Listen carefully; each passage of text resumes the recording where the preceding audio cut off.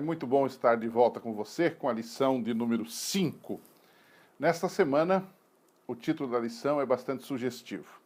De alguma forma, ela nos recorda a lição do último trimestre, quando falava da guerra entre o bem e o mal, entre Cristo e Satanás. Essa semana, nós vamos estudar sobre a guerra visível e a guerra invisível.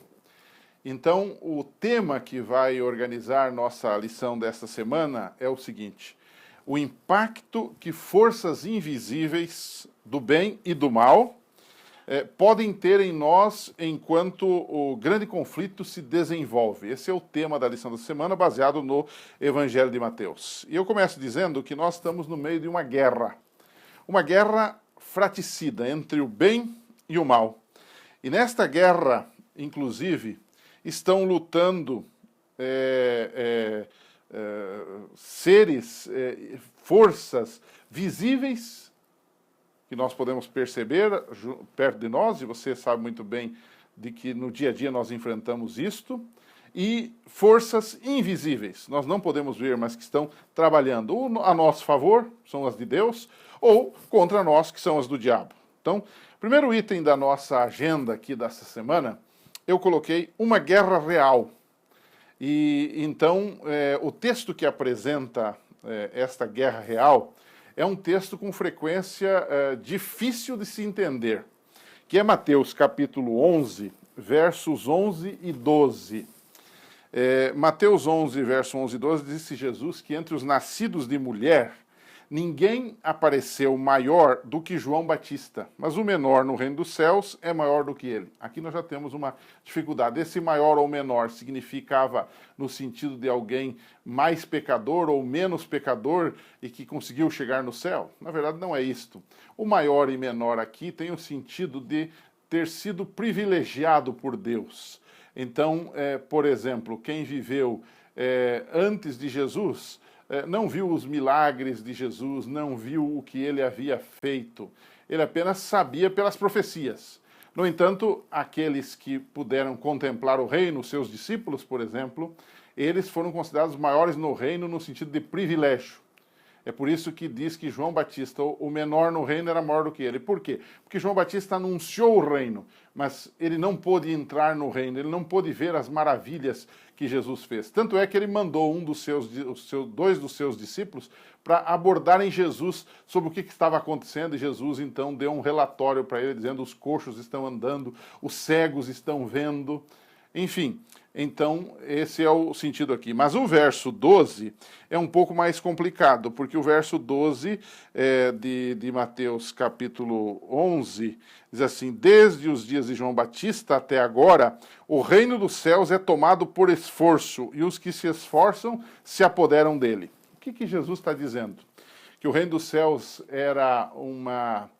estava sendo tomado de forma literal, numa guerra, numa briga?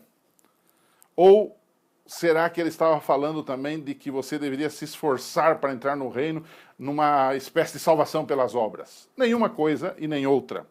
O autor da lição coloca muito bem, depois de fazer uma longa discussão, e eu gostaria que você voltasse lá na lição de domingo e segunda-feira, onde você vai encontrar a explicação desses versos. Mas resumindo, a melhor conclusão desses versos seria dizer o seguinte: o autor diz, eu quero ler para você, ele diz assim: seria que o reino de Deus está avançando energicamente, tem feito recuar as fronteiras das trevas. Mas, enquanto isso, homens violentos e ambiciosos tentam devastá-lo. O que ele, na verdade, está fazendo aqui é dar um retrato, uma fotografia, digamos assim, um pequeno filme do grande conflito entre o bem e o mal. De um lado, os filhos de Deus, os anjos e Jesus estão batalhando, e de outro lado, o diabo, seus anjos e os homens maus estão batalhando contra o reino. E ambos estão de forma impetuosa trabalhando. Esse é o sentido aqui. Na verdade, o que ele está tentando mostrar é que existe uma guerra real com elementos visíveis e invisíveis que participam desta guerra. Se você olhar depois o capítulo 12 de Mateus, vai perceber isto, ok? Então, um segundo bloco. Primeiro é que é uma guerra real. Todos nós sabemos disso. O segundo é que esta guerra, amigo, ela nos afeta. Mateus 11, verso 12, por exemplo, que é o verso que eu acabei de ler e explicar, foi dito enquanto João Batista ainda estava preso e logo foi morto. Ou seja, isto nos afeta, um filho de Deus. Eu sempre faço uma pergunta em sermões, em palestras. Por que Jesus ressuscitou Lázaro, mas não impediu a morte de João Batista? Deus tem lá seus propósitos. Nós não podemos saber quais são os propósitos de Deus nestes casos. Nós devemos apenas nos submeter ao plano de Deus. Por que João Batista morreu? Porque João Batista estava no meio da guerra. Nós também estamos no meio de uma guerra entre o bem e o mal, entre seres visíveis, seres invisíveis. Há uma luta entre Cristo e Satanás, não é? Mas apesar de Jesus elogiá-lo, João Batista estava preso por causa do reino de Deus. Isto mostra, amigo, a realidade da ira do inimigo contra os servos de Deus. Isto mostra também que nesta guerra nós temos que crer que Deus tem propósitos e que no final Deus é o vencedor e nós seremos vencedores com Ele. Então é algo para você discutir com a sua classe um pouquinho, e eu queria deixar com você umas duas perguntas aí para você discutir com a sua classe. A primeira pergunta é o seguinte: por que Satanás tem tanto ódio, tanta ira contra os filhos de Deus? Aquele texto lá de Apocalipse 12, verso 12, não é? Que fala de que ele desceu até vós cheio de ira. Por que ele tem tanta raiva da gente? Por que ele traz tantos problemas? Essa é uma boa pergunta para discutir com os seus alunos. Eles vão falar bastante, com certeza. Cada um vai dar a sua opinião. Isso vai enriquecer ali a sua unidade. Não é? Uma outra pergunta que eu coloquei aqui, aparentemente é simples, mas ela é profunda dentro da Bíblia.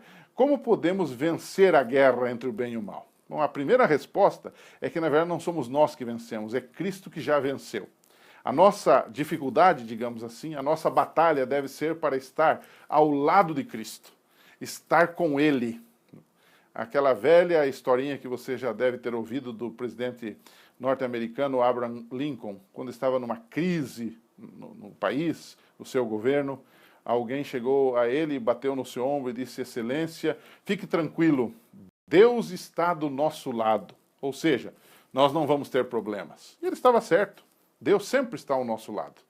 Todavia, Lincoln respondeu e disse: eu sei que Deus está do nosso lado. A grande pergunta é: estamos nós do lado de Deus?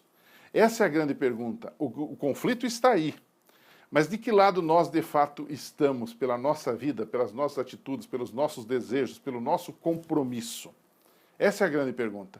Jogue isso para a sua classe, discutam e tenham uma lição muito proveitosa nesse sábado. Um abraço, a gente se reencontra aqui.